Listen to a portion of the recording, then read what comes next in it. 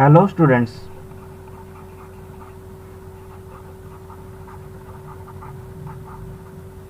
Good morning.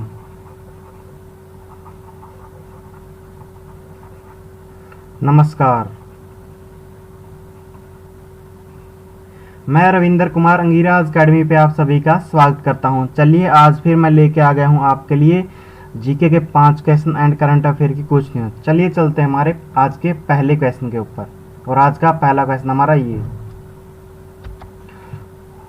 Who has taken over the director general of जो geological survey of India. तो geological survey of India के director general कौन बने हैं, यानी कि नए। तो इसका आंसर हमारा doctor S Raju. Doctor S Raju जो हैं अब डायरेक्टर जनरल बन गए हैं जो जियोलॉजिकल सर्वे ऑफ इंडिया के जीएसआई के जियोलॉजिकल सर्वे ऑफ इंडिया के जो हैं वो नए डायरेक्टर जनरल बन गए हैं। जो इनसे पहले होते थे, यानी कि ये सक्सीड कर रहे हैं। ये किसको सक्सीड कर रहे हैं? ये सक्सीड करें आर एस गरखाल को। आर एस गरखाल को ये सक्सीड करेंगे। और जो जियोलॉजिकल सर्वे ऑफ इंडिया है इसकी फॉर्मेशन होती है, वैसे तो इसकी फॉर्मेशन जो हुई थी वो अंग्रेजों के टाइम पर हुई थी, यानी कि 4 मार्च 1851 के अंदर जब इसकी स्थापना होती है पहली बारी। और उसके बाद 1950 से लेके और प्रेजेंट तक 1950 से लेके 1950 से लेके प्रेजेंट तक अब ये गवर्नमेंट ऑफ इंडिया के अंडर है। गवर्नमेंट ऑफ इंडिया के अंदर है। जो इसका हेडक्वार्टर है जियोलॉजिकल सर्वे ऑफ इंडिया का, वो कहाँ पर है? वो है कोलकाता के अंदर है। कहाँ पर है? कोलकाता के अंदर है। कोलकाता वेस्ट बंगाल में है। कोलकाता वेस्ट बंगाल के अंदर जो इसका हेडक्वार्टर है। चलिए चलते हैं हमारे आज के दूसरे क्वेश्चन पर। और आज का दूसरा क्वेश्चन हमारा ये, who assumed the appointment of commandant national defence academy. तो नेशनल डिफेंस एकेडमी के अंदर कमांडेंट की अपॉइंटमेंट के रूप में किनको नियुक्त किया गया या किन्होंने चार्ज संभाला? तो ये संभाला, इसका आंसर हमारा अजय कोचर जी ने। जो श्री अजय कोचर जी हैं वो कमांडेंट बने हैं अब नेशनल डिफेंस एकेडमी के अंदर। और जो अजय कोचर जी हैं ये वाइस एडमिरल हैं। वाइस एडमिरल यानी कि अजय कोचर जी हैं अब कमांडेंट बन गए हैं। वाइस एडमिरल जो हैं अजय कोचर जी, वो अब कमांडेंट नेशनल डिफेंस एकेडमी के हैं, बन गए हैं। जो इसका मोटो है नेशनल डिफेंस एकेडमी का, जो इसका मोटो है वो क्या है यहाँ पर? वो है सेवा परमो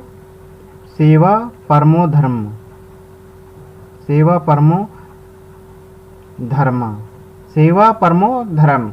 ये इसका जो है ये इसका मोटो है। अगर इंग्लिश के अंदर हम इसको ट्रांसलेट करें तो ये बन जाएगा यहाँ पर सर्विस बिफोर सेल्फ। ये इसका जो है मोटो है इंग्लिश के अंदर। और हिंदी के अंदर बोल ले तो हम, या संस्कृत के अंदर सेवा परमो धर्म जो है ये जो इसका मोटो है। और जो इसकी स्थापना होती है एंड नेशनल डिफेंस एकेडमी की, वो इस्टेब्लिशमेंट हुई थी, जो इसकी इस्टेब्लिशमेंट हुई थी वो हुई थी 7 दिसंबर 1954 के अंदर जो इसकी स्थापना होती है। और जो नेशनल डिफेंस एकेडमी है ये लोकेटेड कहाँ पर है? ये लोकेटेड है खड़कवस्ता के अंदर,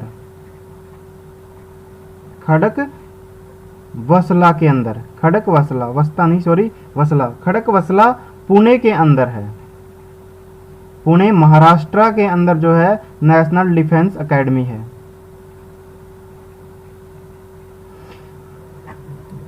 7 दिसंबर 1954 को इसकी स्थापना होती है। और लोकेटेड कहाँ पर? ये खड़कवसला पुणे महाराष्ट्र के अंदर ये लोकेटेड है।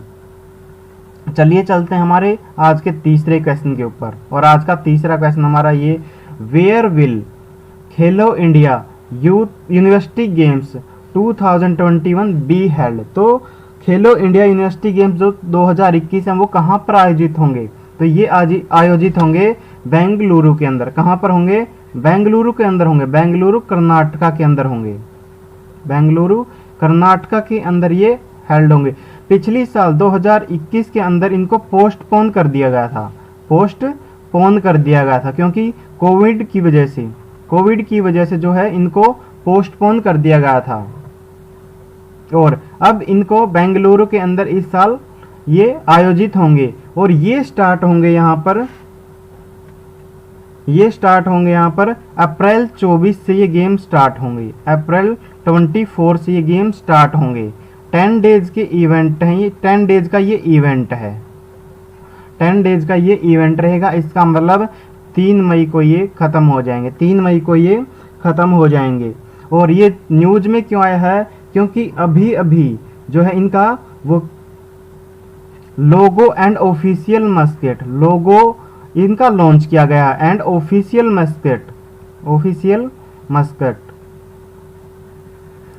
मस्केट जो है ऑफिशियल मस्केट है इसका यहाँ पर वीरा। क्या है इसका ऑफिशियल मस्केट? वीरा है। और इसको यहाँ पर लॉन्च किया गया है, वो लॉन्च किया गया है यहाँ पर गवर्नर ऑफ कर्नाटका के द्वारा। जो इसका लोगो है एंड ऑफिशियल मस्केट है जो इसको लॉन्च किया गया है गवर्नर ऑफ कर्नाटका। इनका नाम है यहाँ पर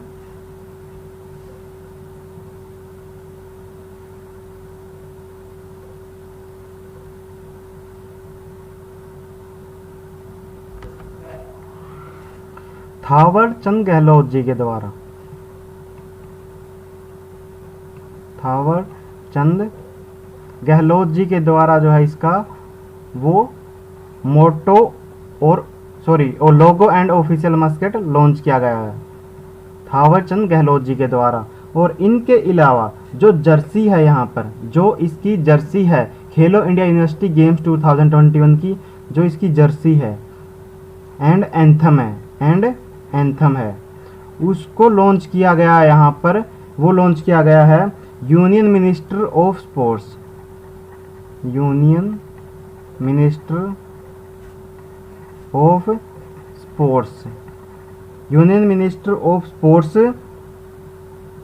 अनुराग ठाकुर के द्वारा इसको लॉन्च किया गया है। और ये एंथम है, ये गाया गया है। ये एंथम को जो गाया गया है यहाँ पर वो गाया गया है निखिल जोशी के द्वारा एंड चंदन सेट्टी के द्वारा। निखिल जोशी के द्वारा एंड चंदन सेट्टी के द्वारा जो इसका एंथम सॉन्ग है उसको गाया गया खेलो इंडिया यूनिवर्सिटी गेम्स के 2021 के लिए। चलिए चलते हैं आज के हमारे अगले क्वेश्चन के ऊपर। और अगला क्वेश्चन आज का हमारा ये dash was selected as star PSU among all Indian PSUs of Business Standard annual award for corporate excellence 2021। तो कौन सी जो PSU है उसको annual Business Standard annual award for corporate excellence 2021 award के लिए सिलेक्ट किया गया है। तो कौन सी को किया गया? इसका आंसर हमारा BEL जो भारत इलेक्ट्रॉनिक्स लिमिटेड है। भारत इलेक्ट्रॉनिक्स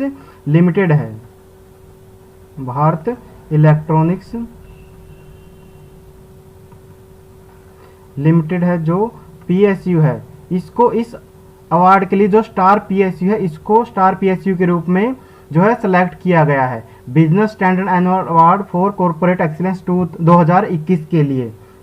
और जो ये BEL है इसकी स्थापना कब हुई थी? ये फाउंड हुई थी ये कब हुई थी?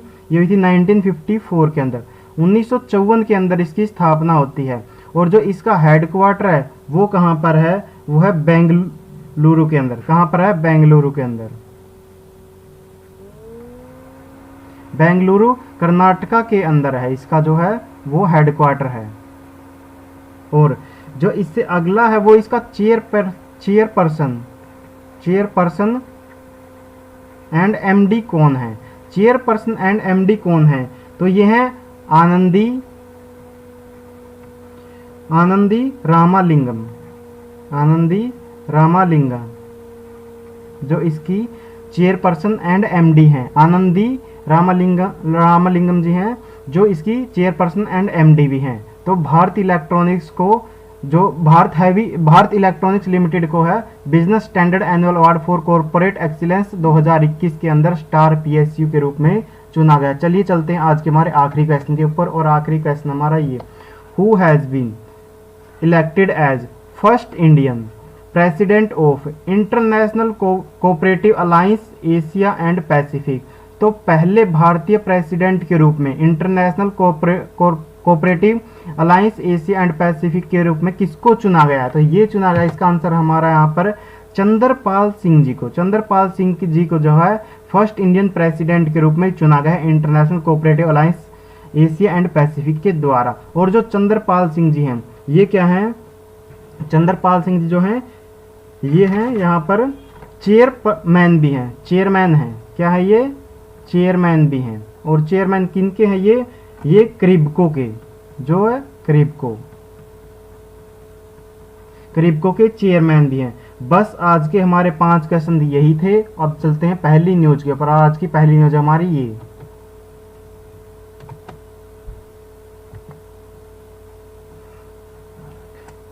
Delhi airport become the third busiest airport in March 2022। मार्च के अंदर जो है दिल्ली एयरपोर्ट वर्ल्ड के अंदर सबसे बिजी रहने वाला तीसरा एयरपोर्ट बन गया है, सबसे बिजी रहने वाला तीसरा एयरपोर्ट बन गया है।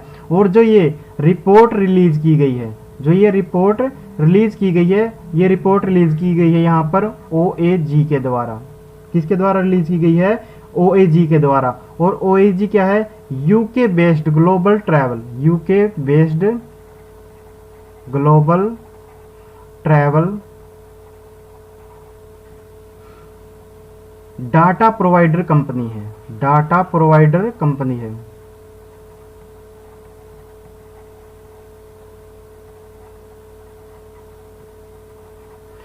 जो ये रिपोर्ट रिलीज की गई है OAG के द्वारा, इसके अंदर बताया गया जो बताया गया है कि दिल्ली एयरपोर्ट सबसे बिजी रहने वाले एयरपोर्ट में से तीसरे नंबर के ऊपर है। और ये बताया गया OAG जो है UK based global travel data provider company है, इसकी रिपोर्ट में बताया गया है।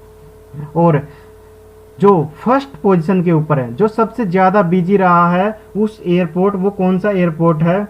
वो है यहां पर मियामी का। जो मियामी एयरपोर्ट है वो सबसे ज्यादा बिजी, सॉरी मियामी नहीं है ये, मियामी नहीं, जो रहा है सबसे बिजी रहा वो एटलांटा एयरपोर्ट रहा है। कौन सा रहा है? एटलांटा का एयरपोर्ट है, वो सबसे ज्यादा बिजी है। और सेकंड जो नंबर पर है वो दुबई का एयरपोर्ट है, जो सेकंड पोजीशन के ऊपर है वो दुबई का एयरपोर्ट है सबसे बिजी रहने वालों में से। तो भारत के जो दिल्ली का एयरपोर्ट है इससे ऊपर एटलांटा का सबसे ज्यादा बिजी रहा, और दूसरे नंबर पर है दुबई का एयरपोर्ट रहा है। और 2 साल पहले जो दिल्ली एयरपोर्ट है ये 20th रैंक पर था, जो ये 20th रैंक पर था। इसकी पोजीशन कौन सी थी? 20 थी, 20वीं रैंक थी इसकी। चलिए चलते हैं इससे अगली न्यूज के ऊपर। और जो इससे अगली न्यूज है वो क्या है? Las Vegas to host formula F1 after 4 decades. तो जो लॉस वेगस है वो फॉर्मूला 1 रेस को 4 सालों के बाद है वो इसको होस्ट करेगा, यानी कि 1982 के बाद जो है ये लॉस जो है USA इसको पहली बार फॉर्मूला 1 रेस को होस्ट करेगा। और ये लॉस वेगस है जो ये थर्ड सिटी बन गया है जो USA का जो फॉर्मूला 1 रेस को होस्ट करेगा। इससे पहले जो 2 सिटी है वो है मियामी और दूसरा था जो वो था ऑस्टिन। ये 2 शहर पहले ही फॉर्मूला 1 रेस को होस्ट कर चुके हैं। और जो ये घोषणा की गई है, ये घोषणा की गई यहाँ पर फॉर्मूला 1 के CEO हैं उनका नाम है यहाँ पर स्टीफनो डोमेनिकली। स्टीफनो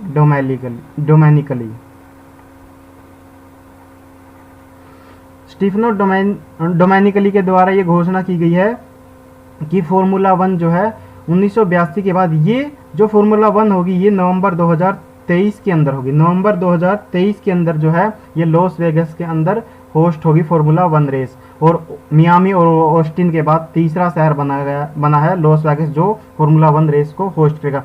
बस आज के हमारे यही क्वेश्चन थे और यही न्यूज़ थी। अगर मेरे द्वारा पढ़ाया हुआ आपको पसंद आ रहा है तो वीडियो को लाइक करें, शेयर करें एंड चैनल को सब्सक्राइब करना न भूलें। Thank you.